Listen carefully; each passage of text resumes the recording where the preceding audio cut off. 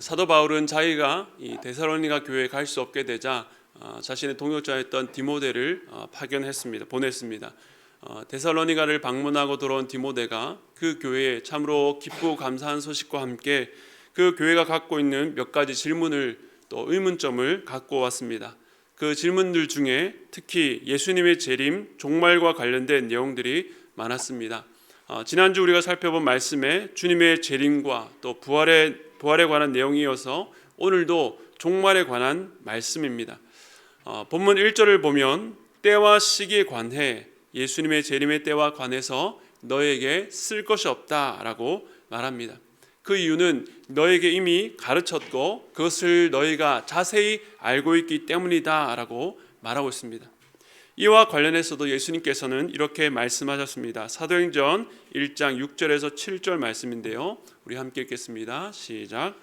그들이 모였을 때에 예수께 여쭈어 이르되 주께서 이스라엘 나라를 회복하심이 이때니이까 하니 이르시되 때와 시기는 아버지께서 자기의 권한에 두셨으니 너희가 알 바 아니요.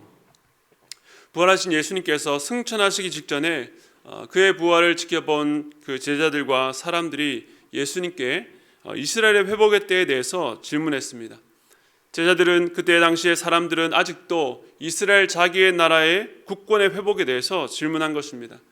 그러나 예수님은 이 육체적 단지 너희 민족 이스라엘의 회복이 아니라 영적 이스라엘의 회복을 말씀하시면서 그 때와 시기는 너희가 아버지의 권한 아래 두셨기 때문에 너희가 알 바 아니라고 그렇게 말씀하셨습니다. 너희의 권한 아래 있지 않으니 그것을 알려고 하거나 혹은 누군가 그것을 안다라고 말한 자가 있다면 그것은 하나님께서 정하신 그 선을 넘는 죄를 범하는 것입니다.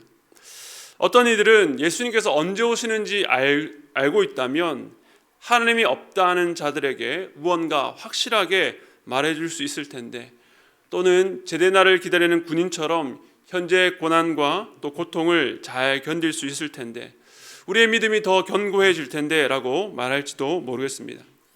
그런데 엄마가 외출한다라고 하면 우리 초등학생들 또 우리 청소년 아이들이 은근히 엄마가 언제 외출 갔다 오시는지 캐묻습니다. 아니면 어머니께서 나가 있는 동안에 문자나 전화로 연락하면서 이 엄마의 동태를 파악하려고 합니다. 그 아이가 왜 묻겠습니까? 엄마가 언제 오는지 알게 되면 그때까지 자기가 하고 싶은 것을 하다가 도착 직전에 엄마가 원하시는 모습으로 그렇게 있으려고 하지 않겠습니까? 우리가 경험적으로 아는 것은 이런 질문을 하는 아이가 건전한 이유로 묻지 않는다는 것입니다. 정확한 비유가 될 수 있을지 모르겠지만 예수님께서 언제쯤 오시는지에 집착하는 사람들도 마찬가지일 것입니다. 그것을 아는 것은 우리 권한 밖의 일이요 신앙생활에 아무런 유익이 없기 때문에 우리에게 그것을 알려주시지 않으셨습니다. 역사 가운데 나타난 잘못된 종말주의자들을 보아도 그 이유는 알 수 있습니다. 이들은 예수님께서 오실 정확한 때에 대한 지식을 갖고 있다고 하면서 사람들을 미혹했습니다. 우리나라도 이 다미선교회라고 해서 1992년 어느 때에 자정에 일제히 휴거가 일어난다고 시한부 종말론을 주장해서 많은 사람들을 크게 미혹하게 했던 사건이 있었습니다. 수천 명의 신도들이 자기들의 직장과 가정을 다 버리고 생활터전을 버리고 휴거될 만을 기다리며 한 곳에 모여서 기도했던 그런 모습들이 떠오릅니다. 그런데 그날 그 시에 자기들이 예고했던 그 시에 아무런 일도 일어나지 않았습니다. 그때 많은 방송국의 기자들이 그 주변에서 중계했던 기억이 납니다. 이처럼 시한부 종말론은 여러 차례 실패로 끝났고 그때마다 많은 가정과 개인이 엄청난 어려움을 겪었습니다.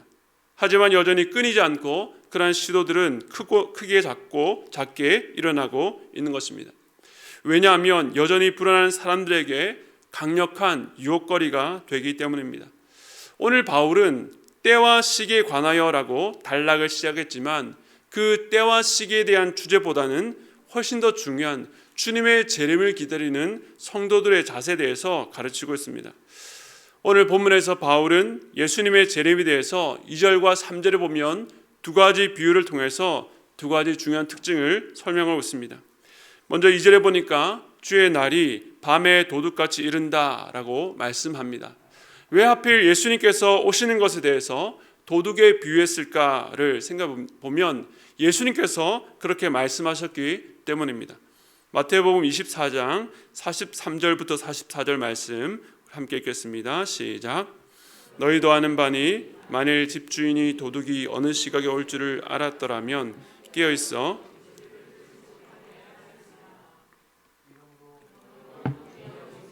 생각하지 않은 때에 인자가 오리라. 그 어느 도둑도 몇 날 몇 시에 방문한다고 예고하지 않습니다. 그런데 예수님의 재림이 이와 같다는 것입니다. 예수님도 생각하지 않은 때에, 예상하지 않은 그때에 오시겠다라고 말씀하셨습니다. 두 번째 비유는 3절인데요. 재림의 또 다른 측면을 강조합니다. 임신한 여자에게 해산의 고통이 이른과 같이 멸망이 갑작스럽게 임한다고 말씀합니다. 여자가 임신을 하고 일정 기간이 지나면 아주 일시적이고 급하게 엄청난 고통으로 다가옵니다. 예수님의 재림도 이와 같이 반드시 일어날 일입니다. 사람들이 2000년 전부터 오신다 했는데 이렇게 시간이 오래 지났는데도 안 오시면 정말로 오시겠나라는 마음으로 불신한다 할지라도 예수님은 약속하신 대로 반드시 오십니다.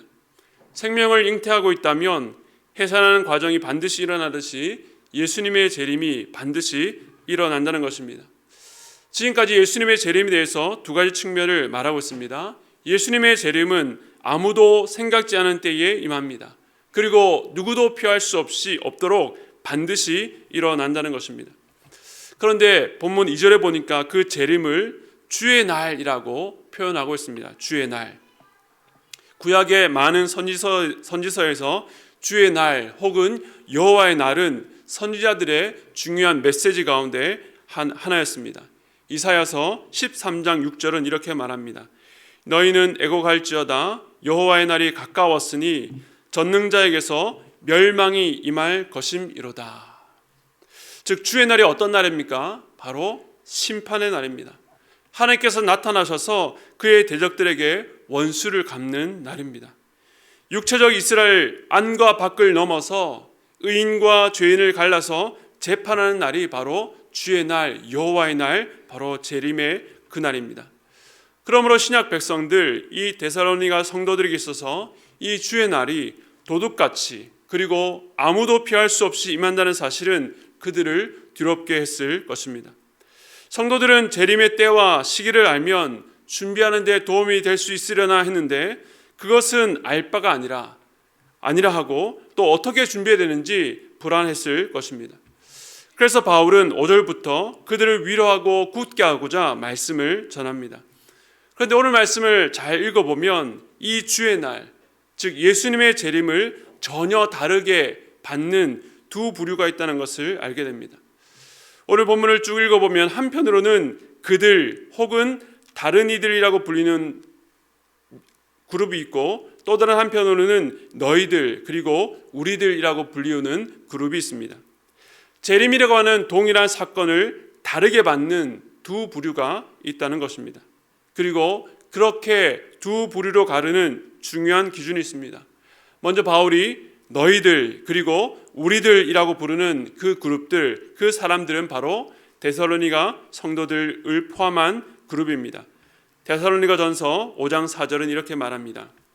형제들아 너희는 어둠에 있지 아니하매 그 날이 도둑같이 너희에게 임하지 못하리니. 즉 주의 날이 하나님의 백성들인 너희에게는 도둑같이 임하지 않는다라고 말합니다. 그리고 해산의 고통과 같이 멸망이 갑자기 임한다고 한 3절을 보면 그 대상이 하나님의 백성이 아니라 교회 밖에 그들임을 알 수 있습니다. 다시 말해서 앞에서 주의 날 예수님의 재림에 대한 두 가지 특징이 하나님의 백성들에게는 생각지 못한 때에 피할 수 없는 멸망의 형태로 임하지 않는다는 것입니다. 그것은 그 때와 시기를 아는 데서 오는 것이 아닙니다. 왜냐하면 5절 말씀을 우리 함께 읽겠습니다. 시작.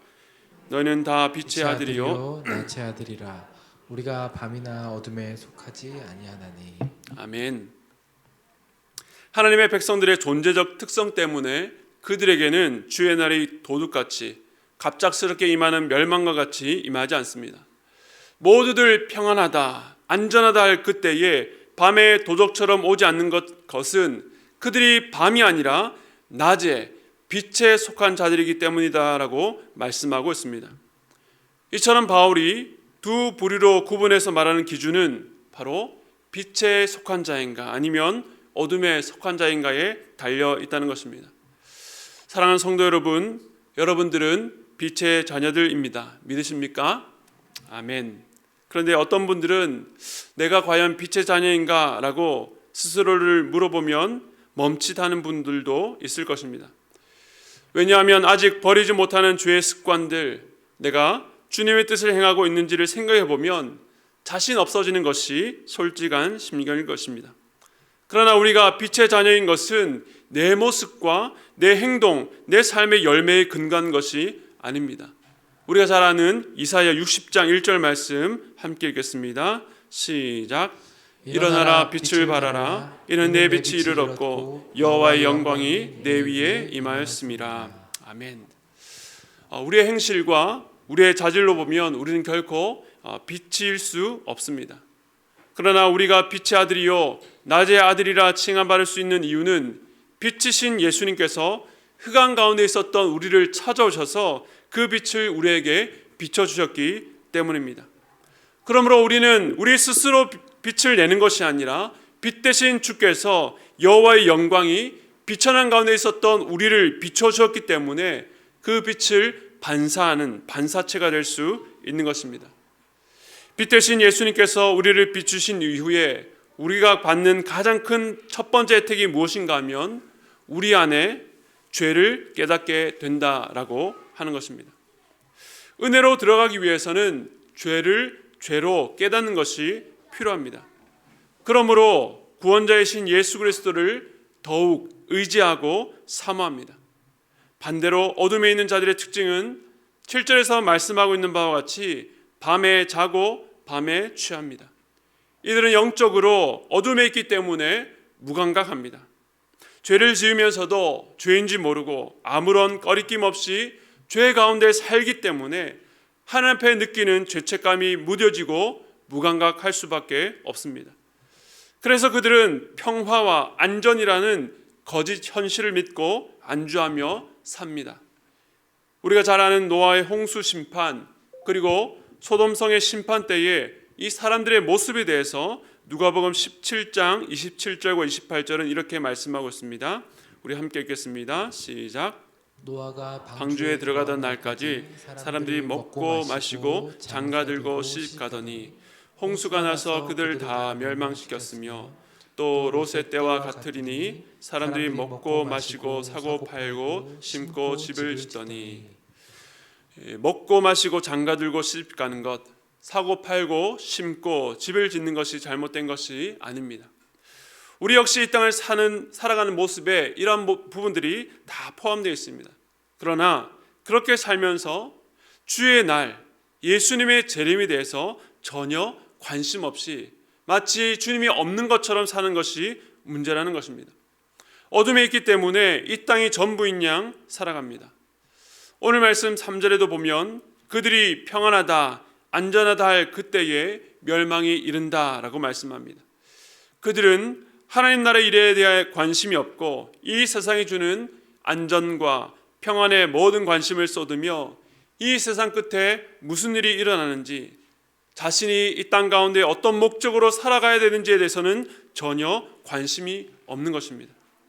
그러므로 그들에게는 하나님의 심판이 밤에 닥치는 도둑처럼 임신한 여자에게 해산의 고통이 이르는 것처럼 갑작스러운 멸망에 무너지게 되는 것입니다.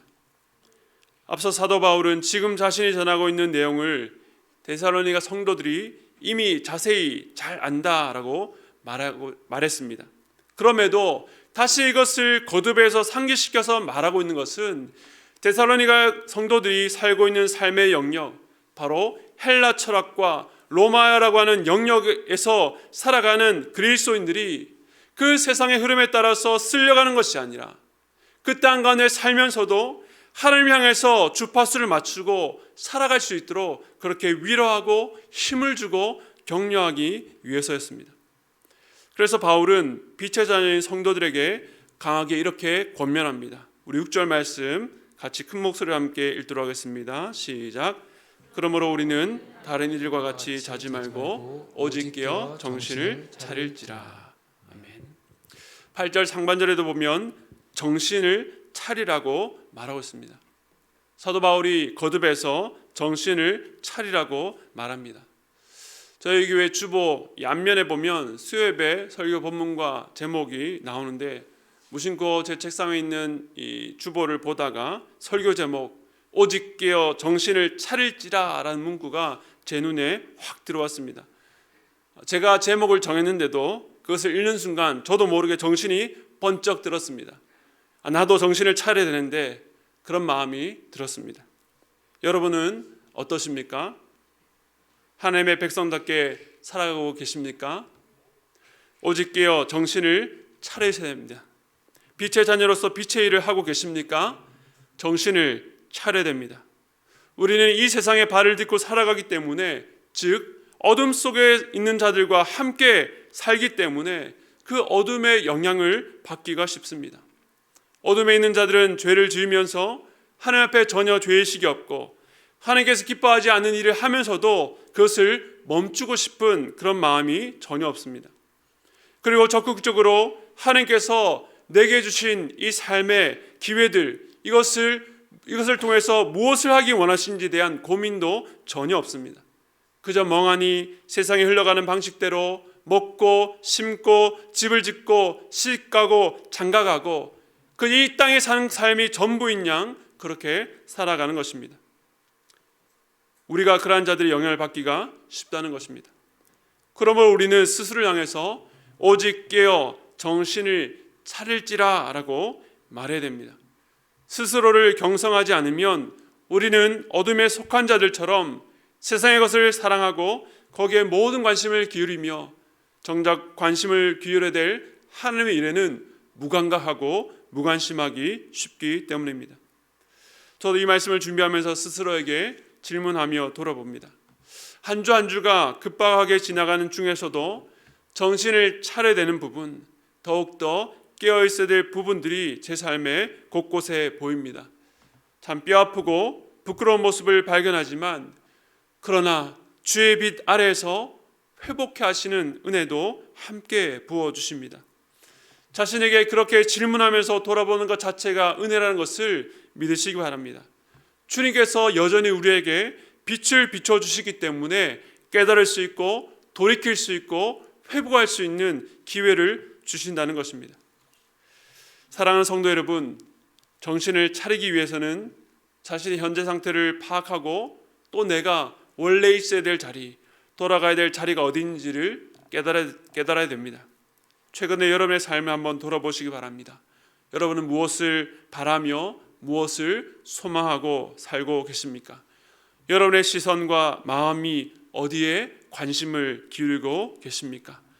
빛의 자녀된 신분을 망각하고 생명이 없는 자처럼, 지난주에 살펴봤던 소망이 없는 자처럼 살아가고 있다면 주 안에서 오직 깨어 정신을 차리는 복이 있기를 바랍니다.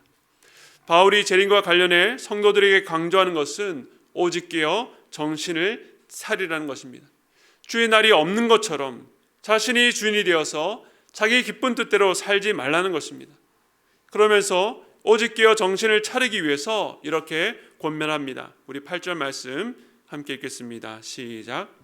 우리는 낮에 속하였으니 정신을 차리고 믿음과 사랑에 호신경을 붙이고 구원의 소망의 투구를 쓰자. 아멘. 바울은 우리가 무정되기를 바라고 있습니다. 믿음과 사랑의 호심경, 여기서 호심경이라고 하는 것은 가슴에 붙이는 보호막, 흉패를 말합니다. 그리고 머리에는 구원의 소망의 투구를 쓰라고 말합니다. 이것은 데살로니가전서 1장 3절에서 바울이 성도를 칭찬하면서 했던 그 내용들을 여러분 기억하실 것입니다. 믿음의 역사와 사랑의 수고와 우리 주 예수 그리스도에 대한 소망의 인내입니다. 즉 바울은 다른 그 어떤 것보다 믿음과 소망과 사랑으로 가슴과 머리에 보호대를 삼으라고 말씀합니다. 공격형 무기가 아니라 보호 장비입니다. 우리가 아는 것처럼 머리와 가슴은 우리의 생명과 직결되는 중요한 보호대입니다. 이 시대는 종말을 향해서 가고 있는데 사단은 마지막 시대가 가까울수록 끊임없이 우리를 불화살로 공격해옵니다. 우리의 시선을 흐트러뜨리고 주님의 재림을 우리의 현실과는 상관없는 일로 미혹하게 합니다.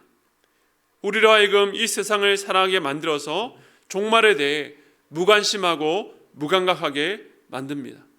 그때에 믿음과 사랑과 소망으로 여러분의 심령을 보호하셔야 합니다. 우리 모두는 재림의 때에 하나님의 심판대 앞에 서게 될 것입니다. 하나님 앞에 나의 모든 죄가 낱낱이 드러나게 될 때에 얼마나 부끄러울까, 얼굴을 들 수나 있을까, 그런 마음을 가진 분들이 있을지 모르겠습니다. 그런데 오늘 그런 마음을 조금이라도 갖고 있는 자들에게 사도 바울이 이렇게 위로하고 있습니다. 우리 9절과 10절 말씀 함께 읽겠습니다. 시작. 하나님이 우리를 세우심은 노하심에 이르게 하심이 아니요 오직 우리 주 예수 그리스도로 말미암아 구원을 받게 하심이라. 예수께서 우리를 위하여 죽으사 우리로 하여금 깨어있든지 자든지 자기와 함께 살게 하려 하셨느니라. 아멘. 우리가 예수님의 재림을 갈망해야 될 이유가 이 말씀에 있습니다. 하나님께서 우리를 세우심은 노하게 하심이 아니요 오직 우리 주 예수 그리스도로 말미암아 구원을 받게 하심이라. 그 일을 위해 우리 예수님께서 저와 여러분들을 위해서 죽으셨습니다. 우리로 하여금 살든지 죽든지 당신과 늘 함께 살게 하시기 위해서입니다. 우리는 이미 구원을 받았지만 날마다 그 구원을 이루어가는 과정 중에 있습니다. 그것은 우리가 받은 구원이 혹시나 취소될 수 있는 위험에 있다는 것이 아닙니다. 우리가 주님과 함께 내 삶 속에 이루어가시는 그 구원의 완성과 그로 인한 감격을 날마다 누릴 수 있는 기쁨으로 초대하시는 것입니다. 하루하루 우리의 삶이 주님과 더 가까워지고 우리의 시선이 세상이 아니라 오직 주님만을 바라볼 때에 그 구원이 우리 안에 더 선명하게 이루어지는 것을 경험하게 되실 것입니다. 구원이라고 하는 것이 내가 처음 예수 믿었을 때 그 감격으로 끝나고 점점 그 구원의 기쁨이 사그라드는 것이 아니라 날마다 새로워지는 구원, 그 구원의 완성을 향해서 우리가 나아가고 있는 것입니다. 그러므로 우리가 준비해야 될 것은 내가 주님 위해서 얼마나 큰 사역을 했고 얼마나 헌신했는지, 내가 얼마나 경건하고 정직하게 살았는지가 아닙니다. 오늘 10절이 말하는 것처럼 오직 예수님의 보혈, 그 보혈의 공로를 의지하며 나아가는 것입니다. 나는 죄인이요 죄인 중에 괴수이지만 하나님께서 우리가 입고 있는 예수의 피를 보시고 노하심에 이르게 하시는 것이 아니요 우리로 구원에 이르게 하십니다. 그렇기 때문에 우리는 이 주의 날, 심판의 날을 두려워하는 것이 아니라 고대하고 기다려야 합니다. 왜냐하면 하나님께서는 그 날에 이 세상의 모든 아픔과 고통에서 우리를 구원하시고 우리의 눈에서 모든 눈물을 닦아주시고 우리를 안아주십니다. 육체적 연약함, 물질 문제로 고통했던 것, 나의 의지와 주어진 삶의 여러 정황들로 인해서 상처받은 것들, 마음은 원이로 돼 죄에 넘어질 때마다 오라 나는 곤고한 자라 누가 이 사망의 권세에서 나를 건져내랴 라고 호소했던 모든 영적, 육적인 고통들에 대해서 하나님께서 수고했다. 이제는 나와 함께 살자. 너희가 고통하고 아파했던 것들이 이제 더 이상 너를 사로잡지 못할 것이다. 나와 함께 이 천국을 누리자라고 안아주실 것입니다.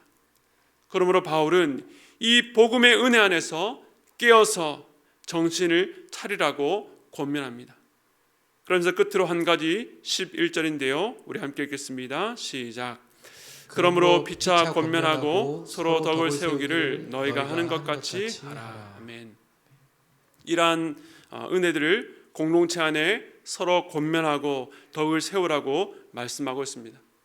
오직 깨어서 정신을 차리는 일, 우리 혼자 힘으로는 부족한 것입니다.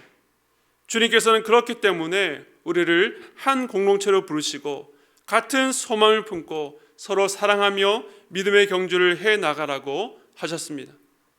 예수 그리스도의 복음의 은혜 안에 서 있는 교회 안에서 성도들이 서로를 향해서 권면하는 말, 서로 돌아보고 사랑과 선행을 격려하는 일, 모이기를 힘쓰는 일이 우리가 종말 신앙으로 이 땅을 살아가도록 힘을 주는 것입니다. 그러므로 교회는 예수님의 재림을 기다리는 공동체입니다. 예수님의 재림이 오기까지 약한 자들을 일으켜서 함께 자라가는 공동체인 것입니다. 이제 말씀을 정리하겠습니다. 사랑하는 성도 여러분, 우리는 같은 땅에 발을 딛고 살지만 이 세상에 가는 방향과는 다른 시간표, 다른 시각, 다른 관점으로 살아가는 자입니다. 어둠에 속한 자들과 같이 밤에 자고 세상에 취하지 마시고 오직 깨어서 정신을 차리시기 바랍니다. 매 순간 여러분이 빛의 자녀인 것을 고백하시고 그 빛의 자녀들처럼 살아가시기 바랍니다. 그렇게 종말 신앙을 가진 이들이 고백하는 말이 있습니다. 계시록 22장 20절에 이렇게 말합니다. 이것들을 증언하신 이가 이르시되 내가 진실로 속히 오리라 하거늘 아멘 주 예수여 오시옵소서. 아멘 주 예수여 오시옵소서. 장차 심판주로 오셔서 우리를 구원하실 예수님의 재림을 사모하는 저와 여러분 되시기를 주님의 이름으로 축복합니다.